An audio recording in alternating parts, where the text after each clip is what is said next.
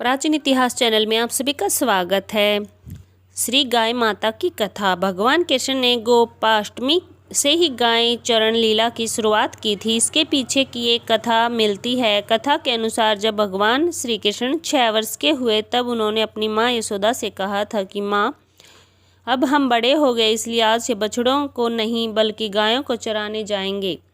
मैया यशोदा ने कहा कि ठीक है, इसके लिए तुम पहले अपने बाबा से पूछ लेना।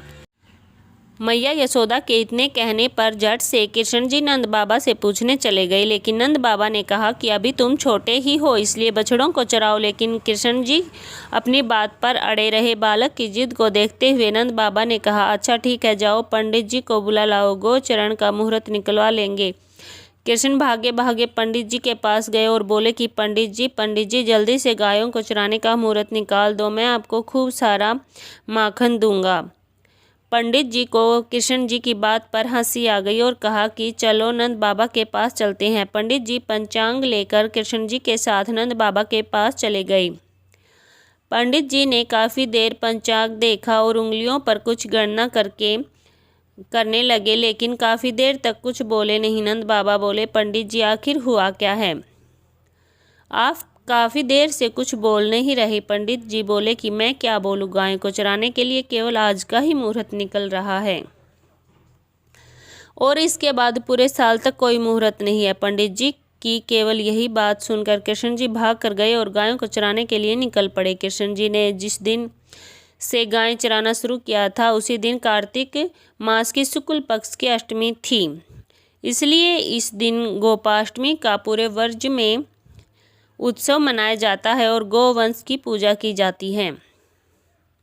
गोपाष्टमी की अन्य कथा मान्यता है कि कार्तिक शुक्ल की प्रतिपदा से लेकर सप्तमी तिथि तक भगवान कृष्ण ने इंद्र के प्रकोप से ब्रजवासियों की रक्षा के लिए गोवर्धन पर्वत को उठा रखा था। 8वें दिन जब इंद्र का अहंकार टूटा तब वह श्री कृष्ण ने अक्षमा मांगने आए। तभी से कार्तिक मास की अष्टमी तिथि को गोपाष्टमी उत्सव मनाया जाता है।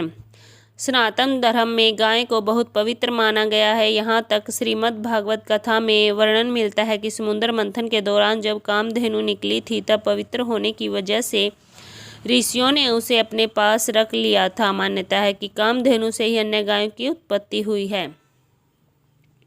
गोपाष्टमी पूजा विधि। गोपाष्टमी के दिन गाय और बछड़ा का स्नान करवाकर उनकी पूजा व श्रृंगार करना चाहिए। इसके बाद उनकी आरती उतारनी चाहिए और हाथ जोड़कर अभिवादन करना चाहिए। गाय के शरीर में 33 करोड़ देवी देवता निवास करते हैं, इसलिए गो पूजन करने से उन सभी देवताओं की स्वतः ही पूजा हो जाती है। इसके बाद गाय की पूरे परिवार के साथ परिक्रमा करनी चाहिए और हरा चारा खिलाना चाहिए। अगर घर में गाय नहीं है तो गाय को घर के मुख्य द्वार पर बुलाकर उनको स्नान कराने से अक्षय पुण्य की प्राप्ति होती है। गीता में भगवान कृष्ण स्वयं कहे हैं कि गवां मध्ये वसाम्यहम, अर्थात मैं गायों के बीच में ही रहता हूँ। इस दिन गायों के साथ भगवान कृष्ण की भी पूजा की जाती है। मान्यता है कि ऐसा करने से व्यक्ति का भाग्य उदय होता है। जिन बहनों के भाई नहीं होते वे इस दिन गायों को भाई दूज का तिलक लगाती हैं।